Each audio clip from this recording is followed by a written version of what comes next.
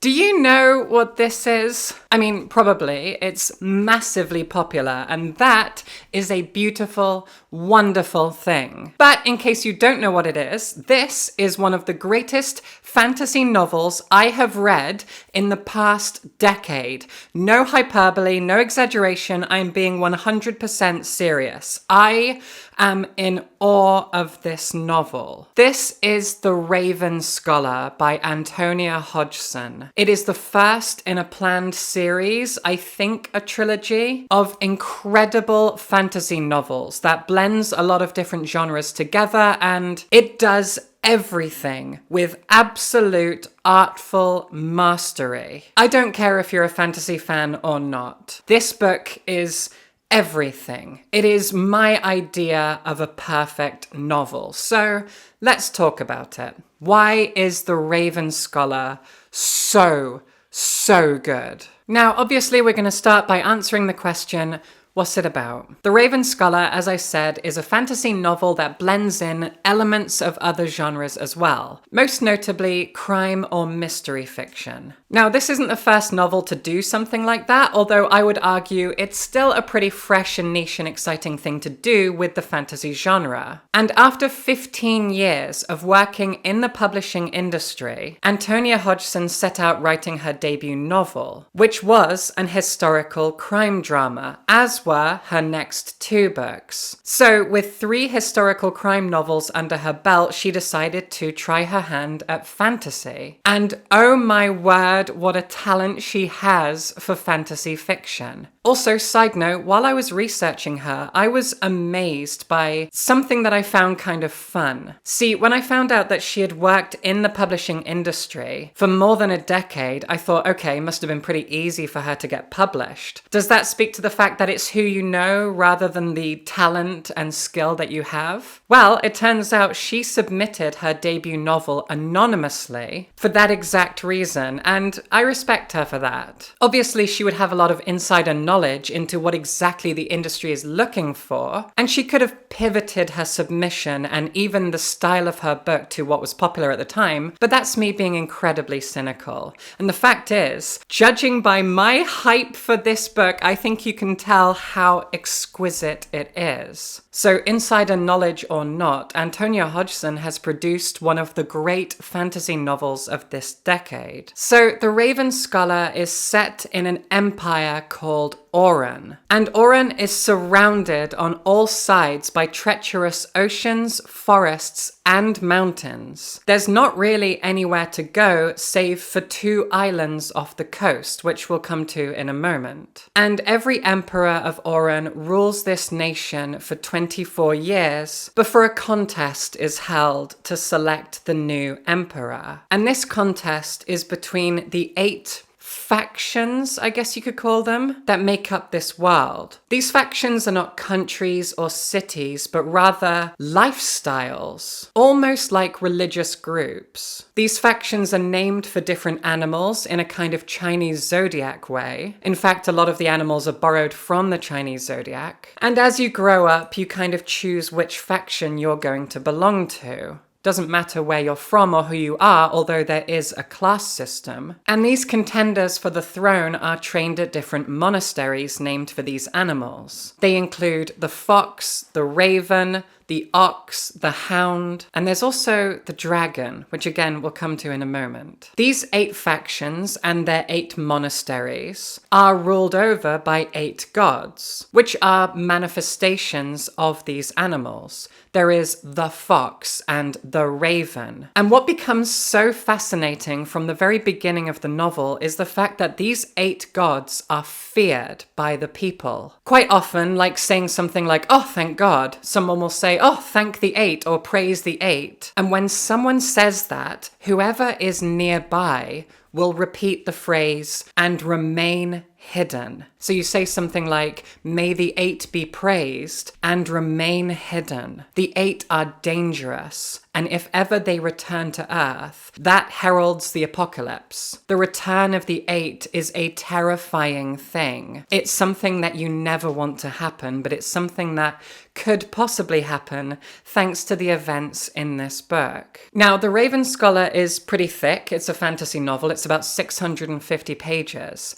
And the first 50 pages of the book is a kind of prologue, which really shocked and frightened me. It's not horror, but it's emotionally exhausting. It's a real drama. It sets the stage for so much of the story, but it follows a protagonist who is only around for those 50 pages. And I'm okay with spoiling that because, again, it's basically a prologue. It's not a big part of the book. And I can't talk about anything else without giving that away. Before I get to who she is, I should explain those two islands I mentioned. One of the islands is the Imperial Palace. The 8 monasteries of these 8 gods are on this island as a part of the Imperial Palace. The other island is the island of the dragon. See, there is magic in this world, but it's never that well explored. It is draped in mystery. You do not choose to be a dragon. If you exhibit magical powers early in your life, an envoy from the dragon people will come to your home and will take you away to this island to train you in the ways of magic.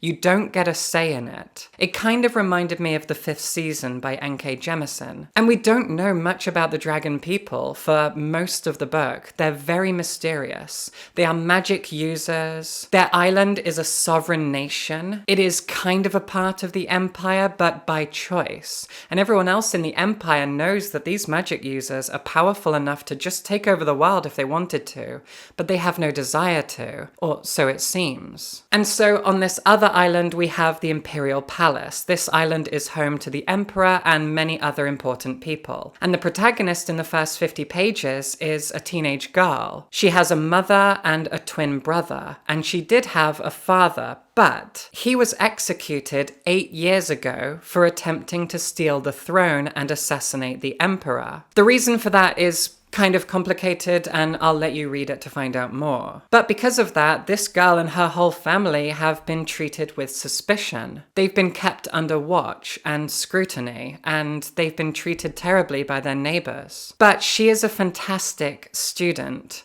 She could grow up to do great things. But her twin brother is fiercely competitive, very, very jealous, and arguably psychopathic. And the prologue ends with the emperor giving this brother an opportunity to punish his sister for something that she did. The emperor gets off his throne, gestures to it, and says to this kid, here, your sister did something bad? What are you going to do about it? You try being emperor. It's not easy. Sit there and deal out the punishment to your sister that you deem fit. And he exiles her. And being exiled in this world is tantamount to death. All of this is in the first 50 pages, and I have skipped over a lot of details because, well, I want you to read it. I've given this bit away because it's very exciting and it leads into everything else, but there is so much more within this little prologue for you to digest and understand about these characters and their world. But then we get to the actual main plot, main character, main story of this incredible book. And that main character is a woman named Nima. We are introduced to Nima in the prologue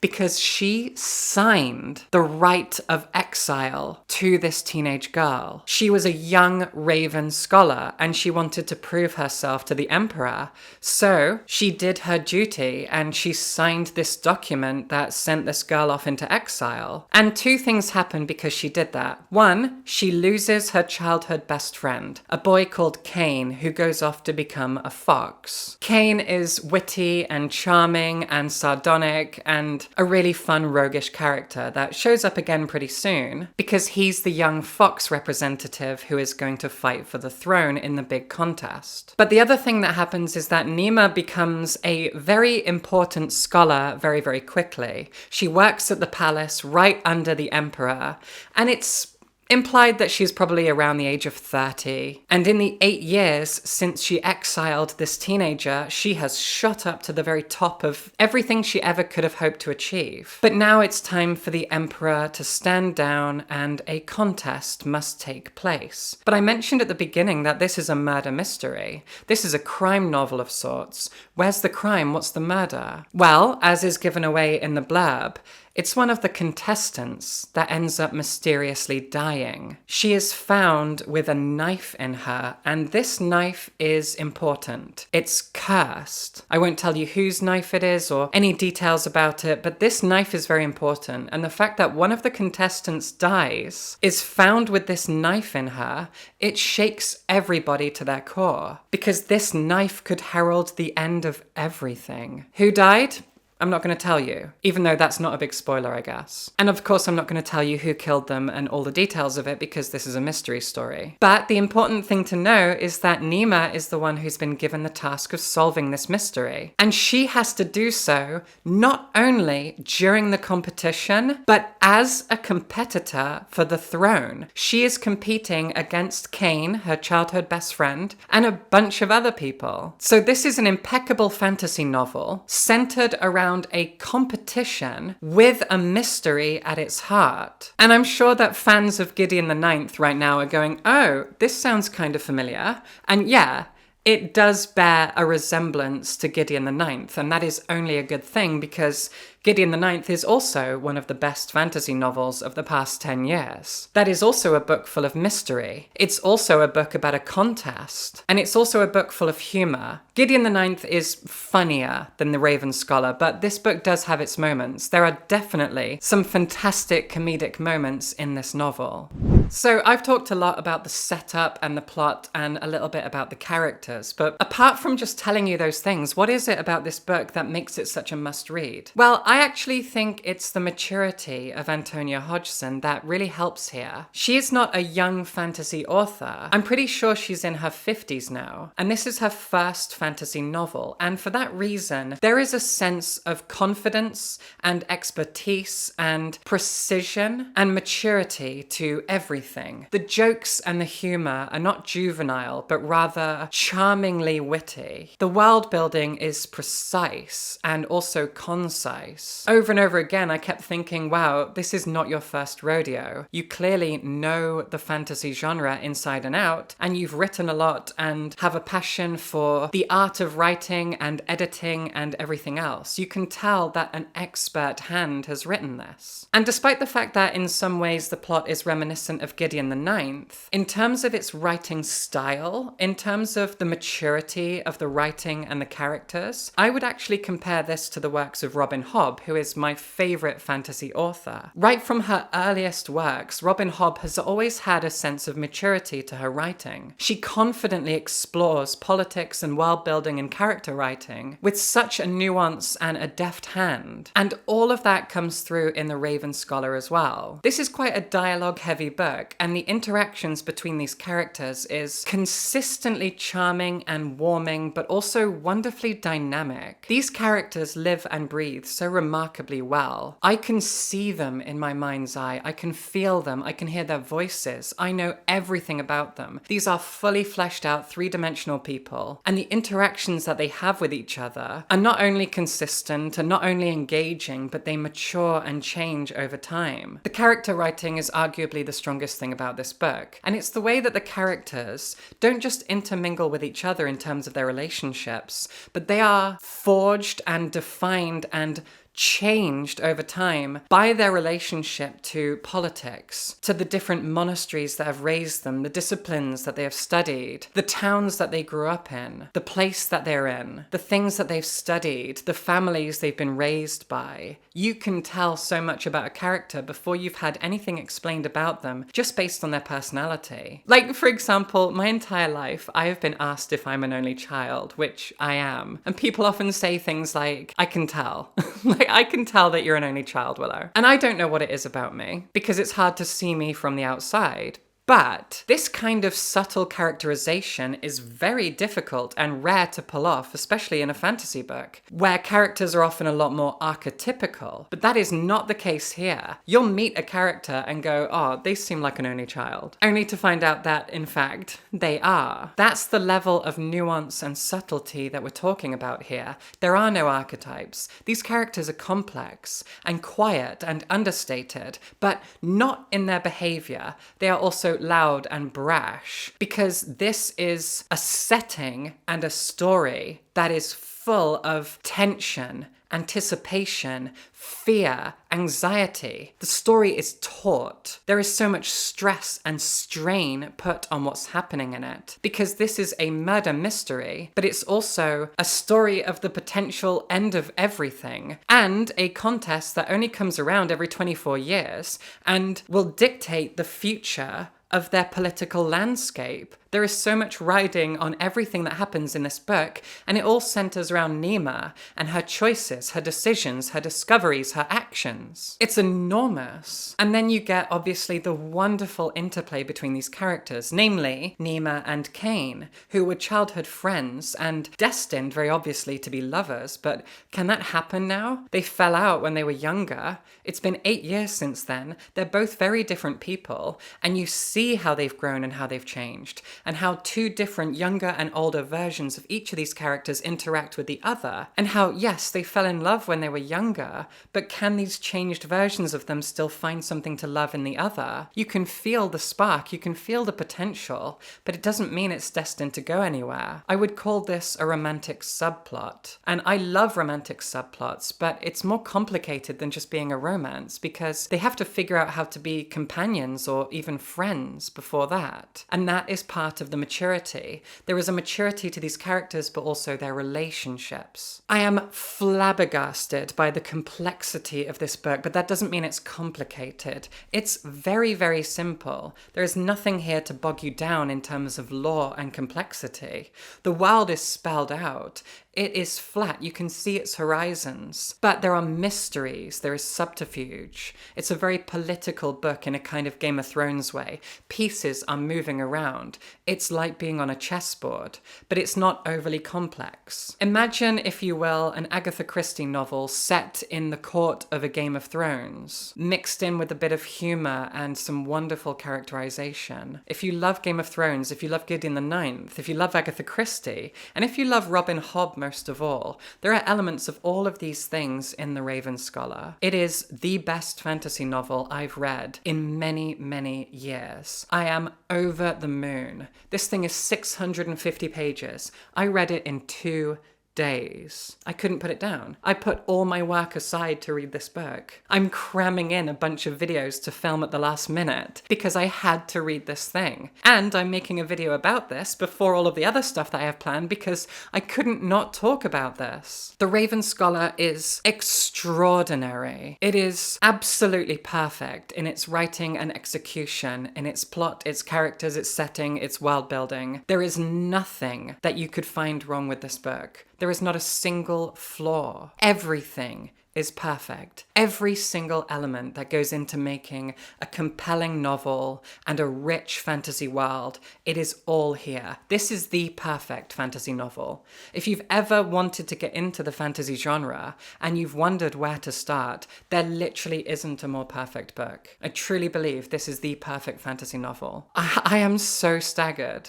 I really am. I am shaken by the quality of this book. And it is also, as I said at the beginning, massively popular. And I couldn't be happier about that. It deserves all of the success that it's getting. I am thrilled by the fact that this book has taken the fantasy world by storm. It deserves to. It is a phenomenon. Now, today the heat came back, which means I am sweating a lot. So I'm going to stop there. I've been talking forever and I could keep going because it's a perfect book. It is perfect. But if you've enjoyed this review, if you thought it was good, if you think I'm good at what I do, then please consider supporting me on Patreon. $1 a month makes all the difference. I have an amazing Discord community. I am writing new short stories that I'm publishing on my Patreon. You get previews of what I'm doing next, early access to videos and lots of other stuff. stuff, depending on what tiers you choose. I would be incredibly grateful. Even $1 a month makes such an enormous difference to my channel, to my life, to everything. My channel survives because of Patreon, and if you can spare me $1, I'm very grateful. So thank you. Please read this book if you're a fantasy fan, and subscribe for books.